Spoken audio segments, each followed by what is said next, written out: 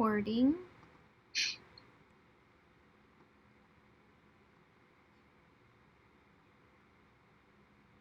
Oh, am I good to go? Okay, Jett, Okay. whenever you're ready. Okay, so a great transition into my presentation. So I did mine on my research on single-sex education, and I'll be discussing some takeaways from my research. But first, I want to hear your thoughts on single-sex schooling. What's one word that comes to mind when you think about an all-boys school? I'll choose a couple of you. Justice? Rowdy. John? Boarding school. Rebecca? She actually had Justice had a better word than I did, but I was gonna say just like a lot of energy and a little crazy. Yeah. Okay. Now, what about an all-girls school?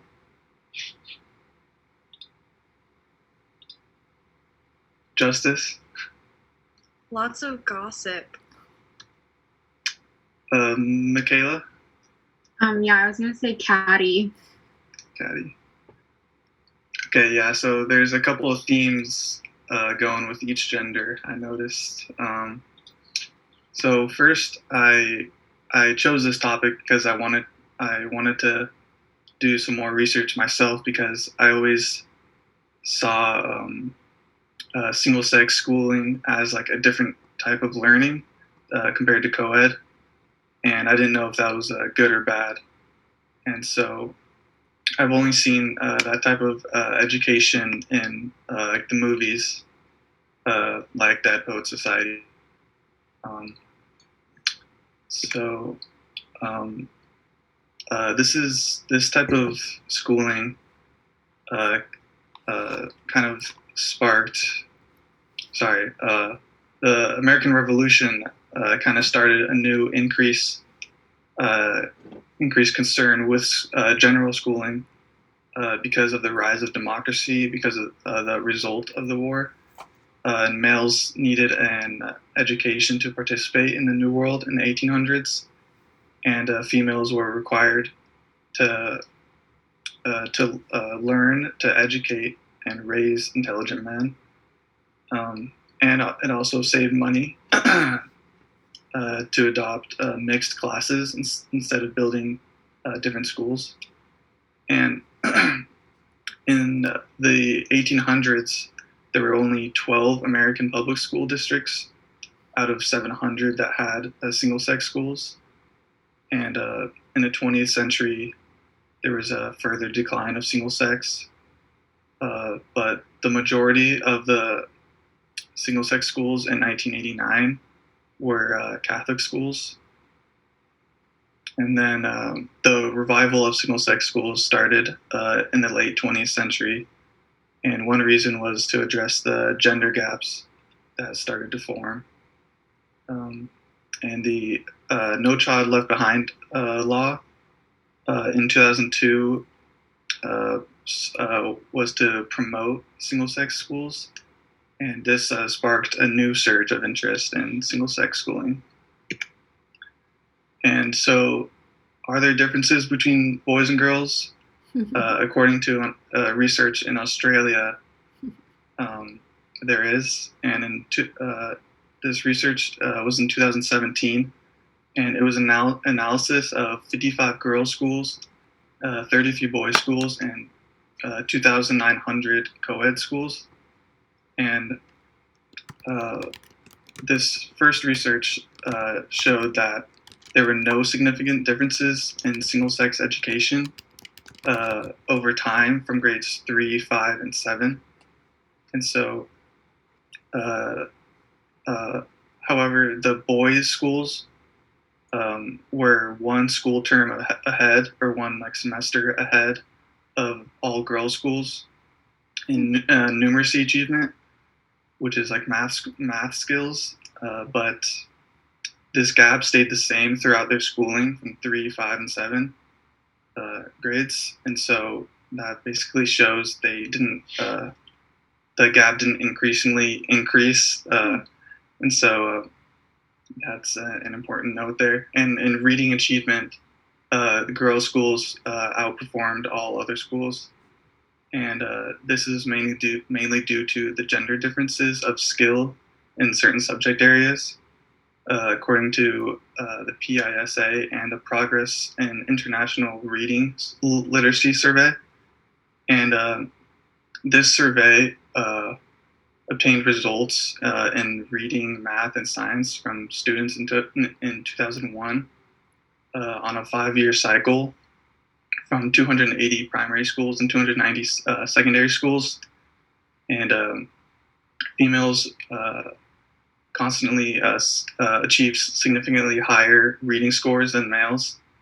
And they were more likely to enjoy reading and be confident in their reading skills. And in math, there were no significant gender differences, which I kind of found surprising. But males were more likely to enjoy learning math than females. And in science, males were significantly outperforming females in this survey. And so my first takeaway is in a meta-analysis of 184 studies. And this included 1.6 million students from kindergarten to 12th grade from 21 nations. And it ultimately claimed that they saw no significant differences from single-sex schools and co-ed schooling systems. And they tested the math scores, science scores, verbal performances, social relations, and self-concepts, which is basically how the student will see themselves and how confident they will be. And I found this pretty interesting because 1.6 million students is a lot of students, and even though it's separated from kindergarten through 12th grade, it's surprising to see there were no differences in each of those categories. And that was in 2016, which is pretty recent. And my second takeaway is about the female benefits. And a study by D'Alessandro in 2017 was done at a women's college in the United States. And he interviewed them about the gender differences, or gender culture differences, from their school to their brother school. And he claimed that the women's college students enjoy higher self-confidence, greater involvement in their classroom, and an increased academic confidence. And they were more likely to pursue STEM majors compared to the females in their brother school. And additionally, to support the study by D'Alessandro, a study by Hart says that Hart did a study on the effect of single-sex classrooms over a 3-year period, starting from 6th grade. And she said that the 6th graders found the classroom setting to be more supportive. This was a female classroom. And the general theme was that the students found an academic performance improvement and an increased focus and engagement. And this ultimately results in a ease of social anxieties that girls may feel in middle school, which I'm sure we all have felt in middle school. And so I found that pretty important in the research on single-sex education. And my third takeaway would be how single-sex education supports gender stereotyping. And a study by Wong and Shi in 2018 tested the gender salience, mixed gender friendships, and mixed gender anxieties on 2,000 high school students and 450 college students from both single and co-ed schools in Hong Kong. And the results show that the students from single-sex schools had a higher gender salience, which is seeing gender as a category. So they'll notice gender in their everyday life more than normal, and they also saw an increased mixed gender anxiety, talking to the other gender.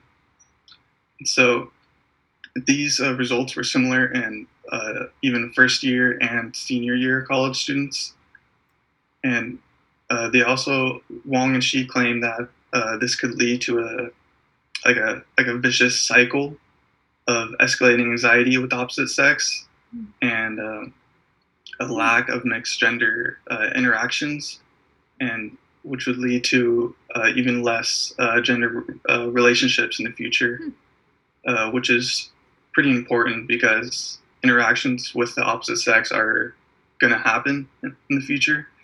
And so having anxiety talking to them, like for a job interview, will definitely hurt in the future. And these are kind of long-term consequences that policymakers need to consider when they think about single-sex schooling, besides the academic ones. And so, similarly, a study by Fabes in 2015 claimed that many single-sex principals perceived positive benefits and outcomes of single-sex education, but the systematic reviews of the current research doesn't really find consistent positive outcomes.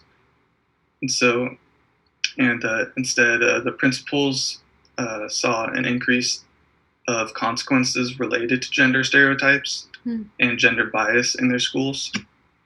And he interviewed 67 single-sex principals and 193 co-ed principals.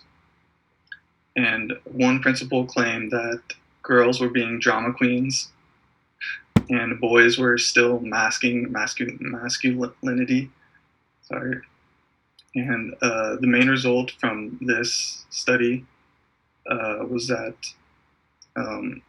single-sex schooling may put like a bandage on a problem, but another set of problems will arise in result of that. And so this kind of research can be applied in education just from looking at all the factors, benefits, and consequences that come with single-sex schooling. And this could be used to to assess in the a specific area, like community, if this will be beneficial for the area, and like where the school is going to be built or something, and like the cost of it, because building different schools, more schools for single sex will cost more because you have to build more and than co-ed schools. And to wrap up this presentation, I would say there's a lot of research, but not enough high quality research. And I'll end on a question to you guys. Would you teach at a single sex school?